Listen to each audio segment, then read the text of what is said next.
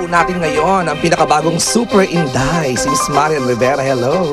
Hello. Talaga hello. Ay alas 5 na po ng umaga. Hindi lang po halata. Good morning, sunshine. Okay, ito na ngayon.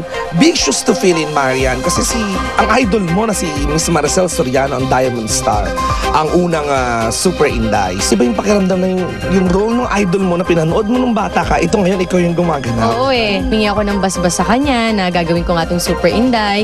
At hindi naman ako nagkamali. Talagang susuporta naman daw niya ako. Alam mo yun ang di ko nagawa. Dapat pala magbigay-pugay din ako kay Aiza Sigera bilang siya ang original Magic Bibe. Ikaw bilang sanay ka naman sa harness at nag-Darna ka. Anong pinagkaiba ba ni Super Inday sa karakter mo noon na si Darna? Si Darna kasi seryoso siya eh. Pag si Super Inday, bakla siyang superhero. Di ba? Babaeng bakla. Oo. Pero matara at saka may puso. Di ba? Oo naman. Naku, nakita ko yung costume. Grabe, two-piece. Ang sexy ni Super Inday. Oo nga eh. Ikaw ba, nasanay ka pa rin yung... Gaano ka revealing ba ito makikita nila? Hindi naman, siguro tiyan lang yung kita pero the rest hindi naman eh. Kasi pambata ito, 'di ba? Na kailangan din ma-appreciate nila. Na ganun lang yung costume.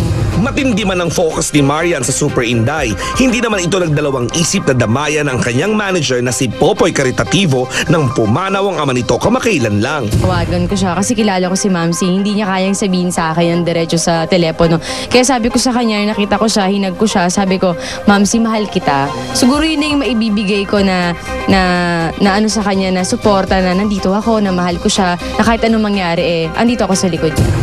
Sa gitna ng kaganapang ito, Marian still keeps pushing forward, lalo pat patuloy siyang naililinya sa mga best actresses na nagmula sa Regal Films. Alam mo, tradisyon yan ng Regal Films.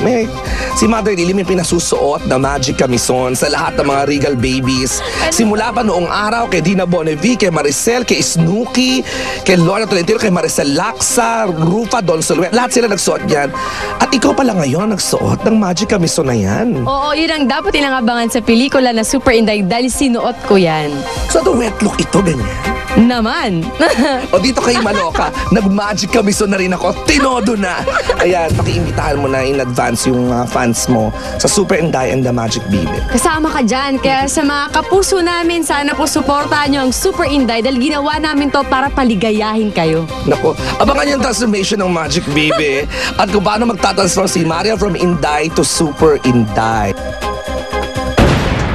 Tutukan, mga sikreto sa likod ng pre-wedding pictorial ni na Regina at Ogie, ilalantad ng power couple.